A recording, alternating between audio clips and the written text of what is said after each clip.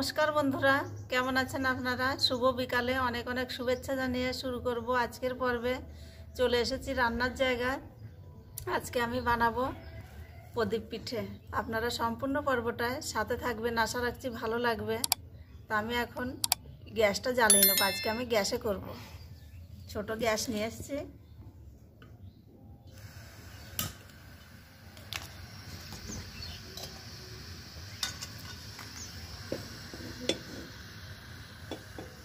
চাল গুঁড়ি দিয়ে প্রদীপ পিঠে বানাবো।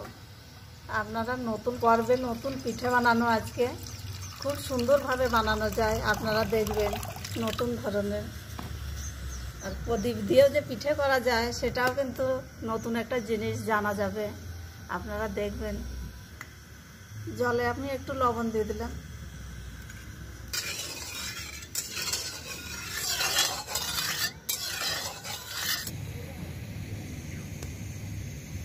দিদিভাই জল তো গরম হয়ে গেছে, আমি এখন চাল গুঁড়ি দিয়ে দেবো অল্প অল্প করে, দিয়ে আটা খসিয়ে নেবো আমি প্রদীপ পিঠে করার জন্য।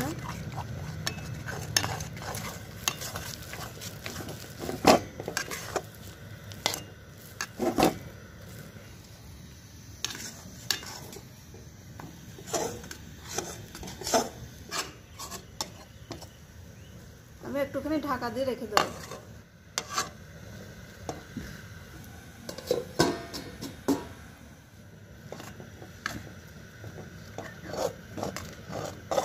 একটু শক্ত শক্ত করে একটা ডো তৈরি করে নেব। এর মধ্যে তো আর গুঁড়ো দেওয়া যাবে না, ওই জন্যে একটু ভালো করে আটাটা খসিয়ে নিতে হবে। দিদিভাই হয়ে গেছে, আমি এখন তুলে নেব।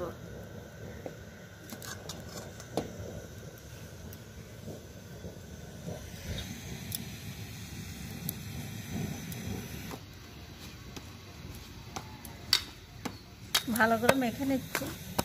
আর অসুবিধা হলে হাতে একটুখানি তেল মেখে নেবেন, তাহলে আর হাতে লাগবে না। তেল কিংবা ঘি। দিদিভাই এই যে প্রদীপগুলো বানিয়ে নিচ্ছে এবার, খুব সহজ। আপনারা একবার দেখলেই বানাতে পারবেন। কত সুন্দরভাবে বানাবো দেখুন, এই যে ঝটফট, দেখতেও সুন্দর লাগে, অথচ কত তাড়াতাড়ি হয়ে গেল। এই যে গোলটা করে নিয়েছি, এবার আমি এইভাবে এই যে একটু বেঁকিয়ে দিলেই হয়ে গেল। দেখুন এই যে কত সুন্দর লাগছে না? একটা হয়ে গেল। এইভাবে আমি সবগুলো বানিয়ে নেব। প্রথমে আমি একটু এই যে চাল গুঁড়িটা নিয়ে নিলাম, দিয়ে এবার আমি গোল গোল করে নেব হাতের সাহায্যে। এইভাবে একদম সুন্দর করে গোল করে নিলাম। এই যে দিয়ে এবার বুড়ো আঙুলে এই যে জাতা দিয়ে এইভাবে বানাতে হবে। এই যে আপনাদের যদি আঙুলে যদি কোনো অসুবিধা হয়, যদি লেগে যায়, সামান্য একটু করে তেল নিয়ে নেবেন, তাহলে আর লাগবে না। এই যে আর বাড়তি কোনো আটা কিংবা চাল গুঁড়ি ওইগুলো দেবেন না, দিলে তাহলে আবার খেতে পারবেন না, খুব অসুবিধা হবে। কেননা এটা তো আর সিদ্ধ হবে না। একবারে এই যে চাল গুঁড়িটা সিদ্ধ করে নিয়েছি, এখন আমি বানানো হয়ে গেলে রেডি হয়ে যাবে, খেতে পারবেন সঙ্গে সঙ্গে। আর শুকনোগুলো দিলে কি আবার সিদ্ধ করতে হবে, আর এটা তো সিদ্ধ হবে না। আর সেইভাবেই বানানো, কত সহজে বানানো যায়। দুটো হয়ে গেল।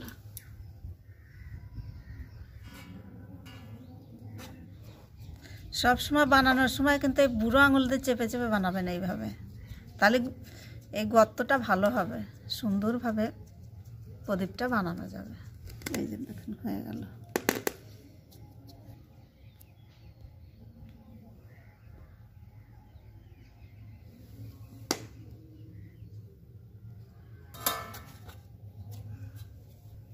আর এই চাল গুঁড়ির ডোটা কিন্তু ঢাকা দিয়ে রাখবেন, তাহলে কিন্তু বানাতে পারবেন না। শক্ত হয়ে গেলে পরে না আর হবে না, ফেটে যাবে।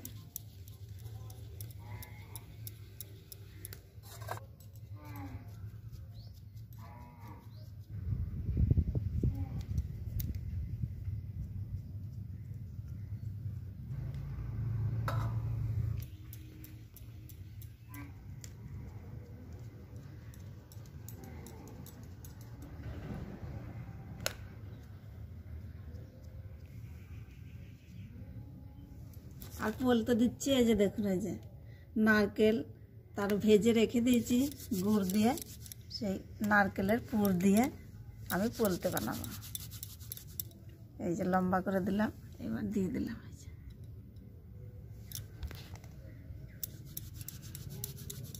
তাহলে এটা খেতেও কোনো অসুবিধা নাই, কোনো সমস্যা নাই। আর দিয়ে দেবো তেলের বদলে দিয়ে দেবো খেজুর গুড়।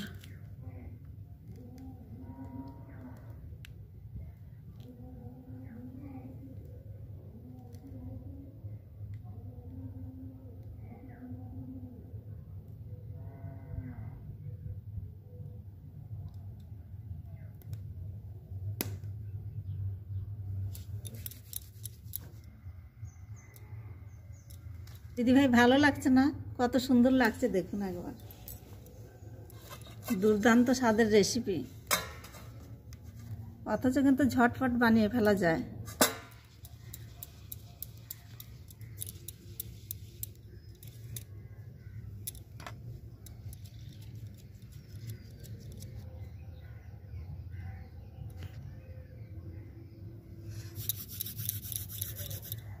সবগুলো আমি পোলতাগুলো দিয়ে দিচ্ছি। যে একটু করে নারকেলের পুর নিচ্ছি, নিয়ে হাতের সাহায্যে একটু লম্বা করে দিচ্ছি।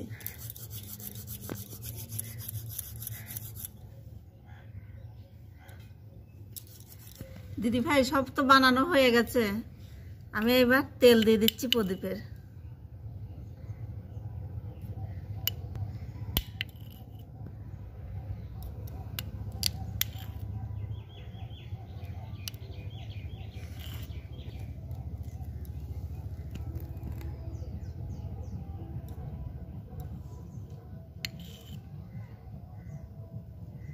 কত সুন্দর লাগছে না এখন? আমার তো বেশ ভালো লাগছে।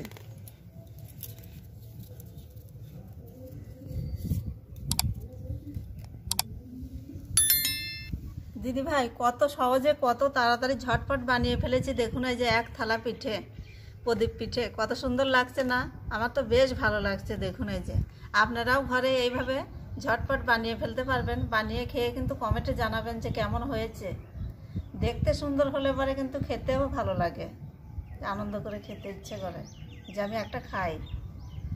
দেখুন এই যে দিদি ভাই পিঠে তো সব বানানো হয়ে গেছে, শীতের খেজুর গুড় দিয়ে পিঠে তো সব বানানো হয়ে গেছে। কত সুন্দর লাগছে, আমার তো বেশ ভালো লেগেছে। আপনাদের কেমন লেগেছে কমেন্টে জানাবেন। যদি ভালো লাগে লাইক করবেন, শেয়ার করবেন, সাবস্ক্রাইব করে পাশে থাকবেন। ফিরে আসছি আগামী পর্বে অন্য কোনো রেসিপি নিয়ে, ততক্ষণ ভালো থাকবেন।